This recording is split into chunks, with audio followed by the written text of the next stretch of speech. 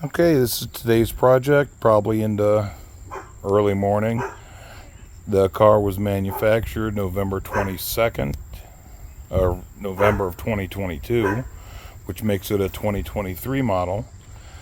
Belongs to my niece, young girl, knows nothing about cars, and it is nicely dirty.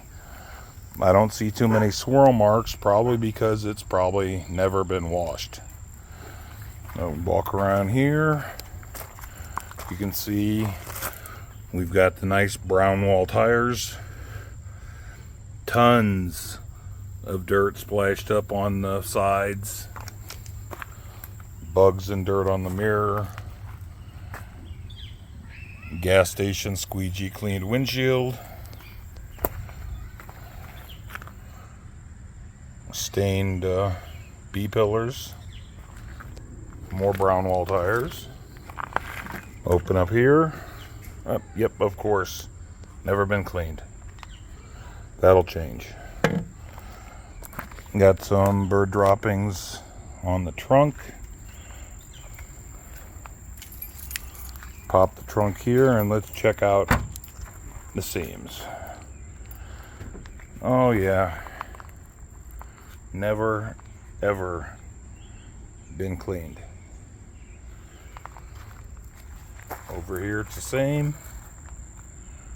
Never ever cleaned. Down in this little channel, you can clearly see.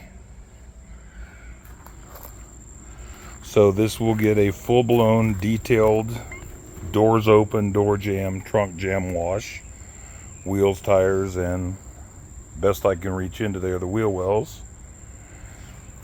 I will be showcasing the entire polishing section in parts on my YouTube channel, detailing basics, keeping it simple. I'll put a link to that in this video. Okay, the car's been washed, dried off, everything's clean. I did a pre-polishing inspection and there was a lot of overspray on the surface of the paint, all over the glass. This car was hit a few months ago. A couple of guys decided they wanted to introduce themselves to my niece, so they sideswiped her and then tried to get her to pull over. Fortunately, she was smart enough to pull into a very busy gas station, at which point they took off, which is a good thing because had they not, my brother and I would probably be in jail. But the way you find overspray is the paint kind of doesn't feel right with your bare hand.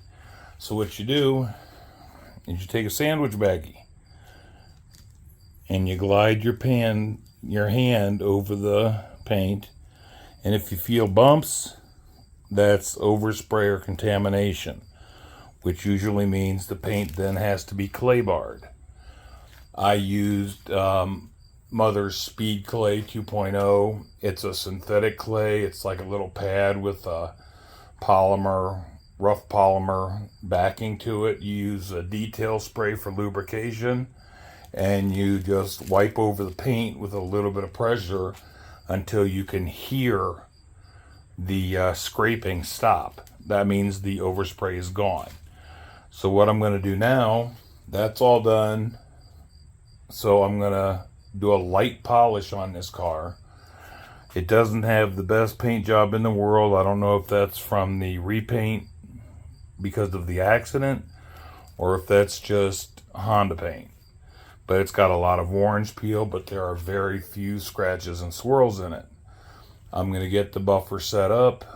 I'm going to use a medium or low end cutting pad, which could be the same as a high polishing pad. It's about the same aggressiveness, but it's a low cut cutting pad.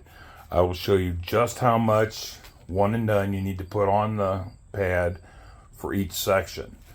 Your best bet, especially as a beginner, if you're not sure what pad or what compound to use, is start with the least aggressive and work from there. Try a small spot, maybe a foot square. Work the polish for a little bit, clear it off. If that gets the results you want, use that for the rest of the car. If there are still defects remaining, keep the same polish, but move up to a more aggressive pad and try that. If that doesn't work, start back with the gentler pad and a more aggressive polish. And then from there you go to a more aggressive pad with the more aggressive polish in slow steps on different spots until you get the results you're looking for. That's the combination you're going to use for the rest of the car. I've got enough experience to where I can look at this and say that the light cut pad, and knowing that Honda paint is notoriously soft, easily damaged, but also easily corrected, which should be plenty to get this car back to where it's supposed to be.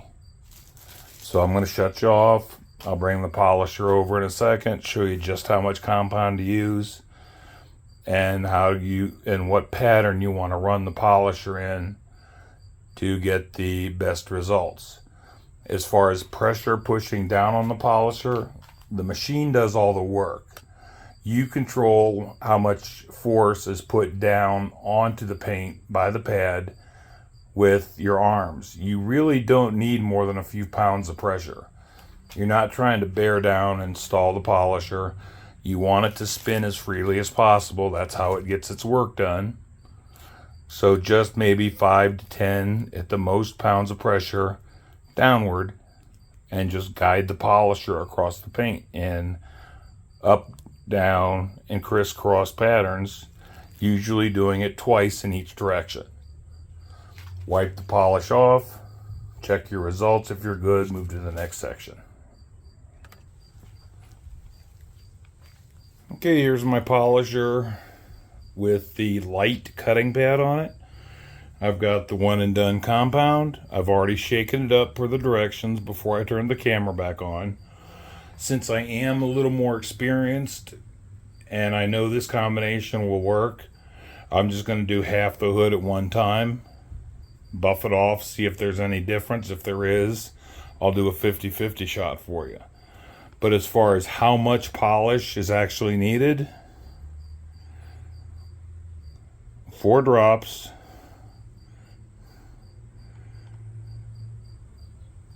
about that size, will easily do a half of the hood.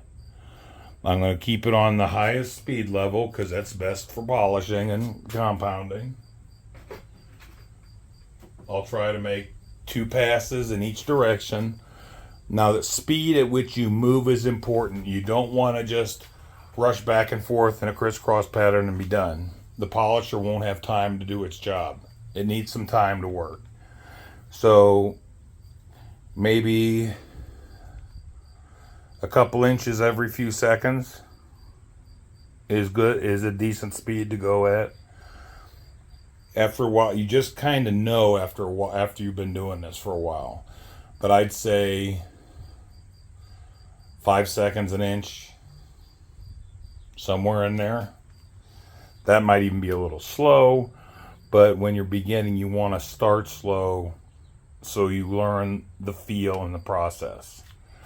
What I usually do is, some people, what they call kiss the finish, and that's dropping the pad down in several locations to spread the polish around so you have an even amount of polish all over the hood.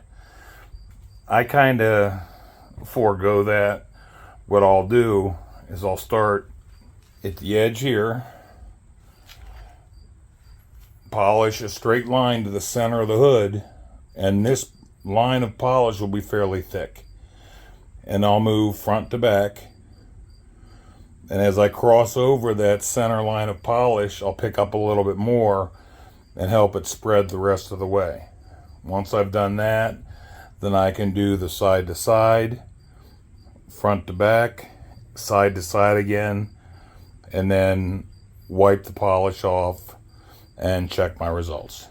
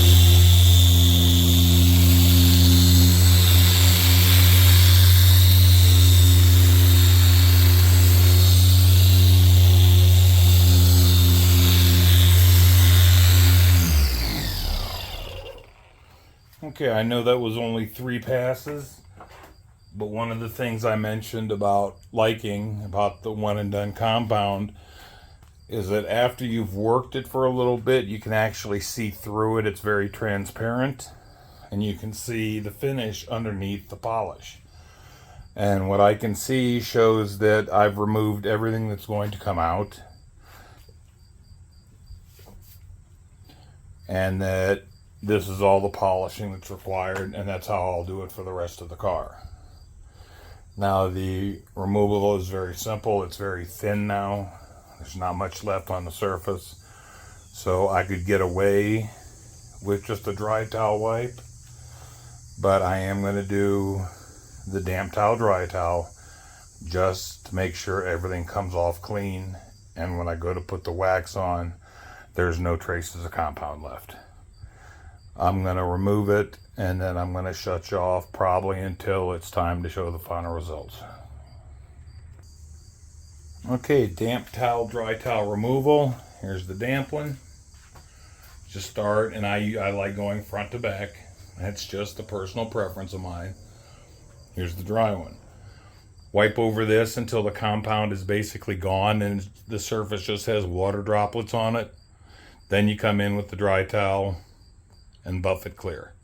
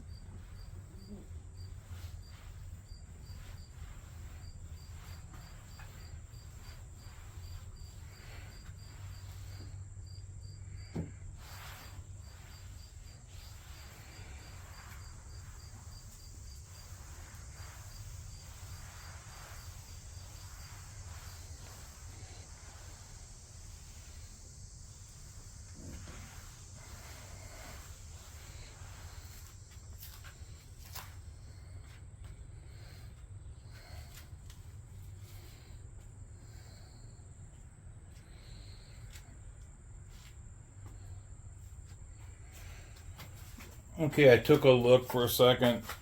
There is kind of a line between where I compounded and where I didn't. I can barely see it with my eyes, so I know that it won't show up on camera.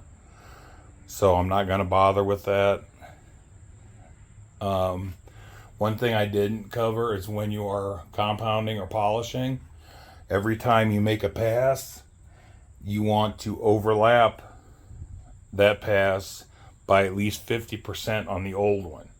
So you make one pass, move it down an inch or two, make your second pass, and half of the polishing pad should be going back over what you just did.